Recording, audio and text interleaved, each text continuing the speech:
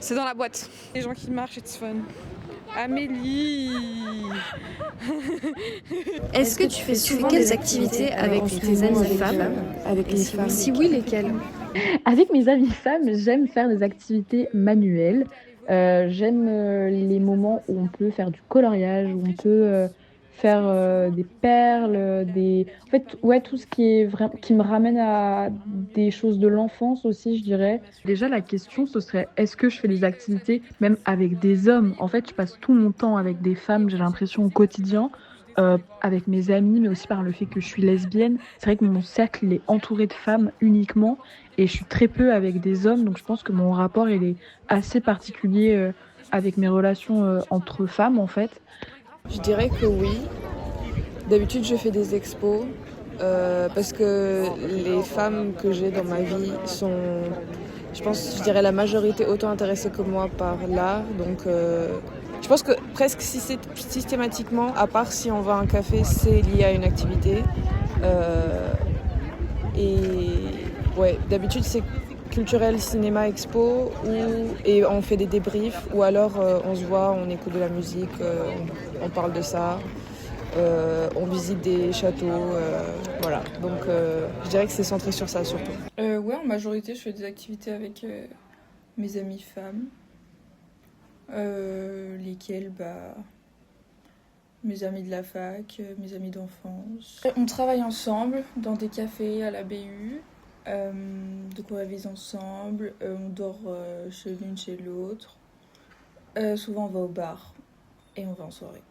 Quand tu sors avec tes potes, Quand tu sors avec elles, est-ce que vous êtes nombreuses ou bien tu fais Est-ce que souvent tu fais des plutôt dates d'amitié? En mode vous êtes que à deux. vous sortez seulement à deux? Ça dépend vraiment. Il y a des amitiés que je préfère largement en one-on-one. Parce que je pense qu'on se connecte beaucoup mieux et que si on est en groupe, on n'arrive pas à se voir. Enfin, je sais pas comment l'expliquer d'une façon, mais vraiment, on est présente, mais pas vraiment. Après, il y en a d'autres, mais pour moi, du coup, c'est plus des social outings quand je sors en groupe avec des femmes plutôt que lorsque c'est des dates où là, c'est vraiment pour me connecter avec la personne.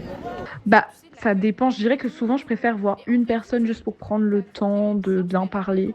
Et juste, ça, c'est dû à mon autisme. Maintenant, je l'ai compris. Mais je préfère quand je vois mes amis une par une pour pouvoir vraiment avoir un moment privilégié avec, plutôt que genre voir tout un groupe et pouvoir pas assez parler profondément avec certaines de mes amies.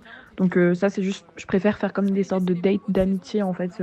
Plutôt que de voir un gros groupe d'amis, juste parce que je supporte pas le bruit et que pour moi, les amitiés, ça me demande aussi un effort parce que je suis pas toujours disponible, j'ai pas toujours une batterie sociable hyper grande. Des fois on sort en groupe et des fois on se fait des dates comme tu dis. Donc vraiment les deux. Ok. Et les deux ont la même importance pour toi? Oui, oui. On a besoin des deux, je trouve. Des fois on a besoin de parler vraiment avec une amie en particulier et tout. Ça permet de prendre vraiment des nouvelles de comment ça va. Il y a une vraie réponse. Mais en groupe, c'est trop nécessaire aussi. J'ai vraiment besoin des deux. C'est quoi tes sujets de conversation préférés en ce moment avec ces femmes? Est-ce que c'est plutôt des sujets positifs ou négatifs? La santé mentale. Genre vraiment, c'est que le comment ça va. Mais après, ça, c'est un sujet pour toute ta vie, genre. Et sinon, on parle de psychologie, d'amour. On parle de famille, beaucoup. Je sais pas comment dire, mais genre, même si je parle d'un truc qui me fait souffrir, genre, c'est forcément positif parce que j'en parle. Donc, c'est dès que j'en ai parlé, j'ai gagné, tu vois. Genre, c'est quand ça reste en moi que ça pourrit, tu vois. Je dirais que ça touche de notre quotidien, donc on se raconte souvent nos vies. Et du coup, si c'est positif ou négatif, c'est influencé par ça. Après, on essaye d'être toujours constructive quand on se parle. J'aime beaucoup parler, mais souvent, quand je vais voir mes amis pour parler, juste écouter, c'est moins fun que de faire une activité ensemble. Et je pense qu'il y a beaucoup d'amitiés dans la vingtaine qui finissent par juste être des podcasts euh, où les gens s'écoutent parler et ils ont des conversations. Et c'est cool, mais j'aime bien que de temps en temps, ça soit aussi un peu des activités ou alors des side quests, vraiment, on fait un truc random. on va faire de la barque, genre on part à Disneyland, je sais pas, mais des trucs un peu qui ont rien à voir avec le quotidien, parce que ça permet de nous rapprocher et d'avoir vraiment des souvenirs, et pas que juste des entrevues et dire ah j'ai fait ça ce week-end, j'ai fait ça. Genre je pense que c'est un truc qui est important pour moi de vraiment construire des souvenirs avec mes amis. Et c'est depuis peu que je me suis mise à vraiment mettre les amitiés féminines au cœur de mon quotidien parce qu'avant, comme j'ai dit, juste des amitiés pour moi c'était un effort et j'y prenais du plaisir, mais ça me demandait un effort donc c'était pas forcément un truc que je mettais au centre de ma vie, quoi. Je mettais un peu plus sur le côté, alors que maintenant c'est important. J'essaie de voir mes amis chaque semaine parce que je sens que ça me fait du bien. Et voilà. Et du coup, ça me permet aussi de agrandir ma batterie sociale petit à petit. Est-ce que tu peux me raconter le projet qui te mobilise le plus en ce moment et est-ce que ça te rend heureuse? Pour l'instant, en fait, j'ai pas vraiment envie de compter tout ce qui est vie professionnelle en tant que projet parce que c'est une source énorme de stress. Ça ne me rapporte pas de bonheur.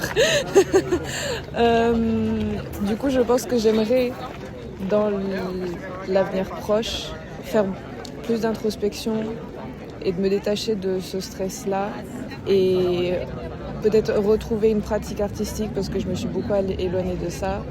Donc voilà, ce serait un projet à en devenir. Le projet qui me mobilise le plus, c'est réussir à avoir un master en psychologie. Est-ce que ça me rend heureuse? Beaucoup de pression et tout par rapport à moi-même, par rapport aux attentes de mes parents, etc. Mais ça me rend heureuse d'avoir enfin un objectif, genre un petit rêve, tu vois, un truc à atteindre. Avant, j'avais pas ça dans ma vie et maintenant, c'est vrai que c'est plus facile. Et en même temps, à la fois, ça fait aussi beaucoup plus de pression parce que si je n'ai pas cet objectif, si j'arrive pas à l'atteindre, je pense que ça me fera encore plus souffrir. C'est à double tranchant, quoi. Le projet qui me mobilise le plus en ce moment, c'est par rapport au travail. J'ai des opportunités de boulot qui m'intéressent vraiment. Et bientôt, je vais faire une exposition. Donc, je suis très contente de ça. Ça me prend beaucoup de temps parce que ça arrive bientôt et qu'il faut que je prépare tout avant le vernissage. Donc, voilà. Un projet qui me mobilise en ce moment beaucoup, c'est comment essayer de rendre ma vie beaucoup plus joyeuse, joviale. Il y a un terme en anglais, c'est whimsical. C'est vraiment le fait de mettre de la magie au quotidien. Et c'est un truc que je recherche à fond depuis plusieurs mois. Déjà pour essayer de me sortir de la dépression et parce que je sais que bientôt je vais arrêter les médicaments. Donc j'ai vraiment envie d'avoir un espace où je me sente bien et où j'ai l'impression que mon quotidien il est un peu magique. Et je me dis que si je mets de la magie dans mon quotidien, je serais moins déprimée. Donc c'est hyper important. C'est un projet qui me mobilise de essayer de trouver des tactiques pour rendre mon quotidien plus heureux, quoi.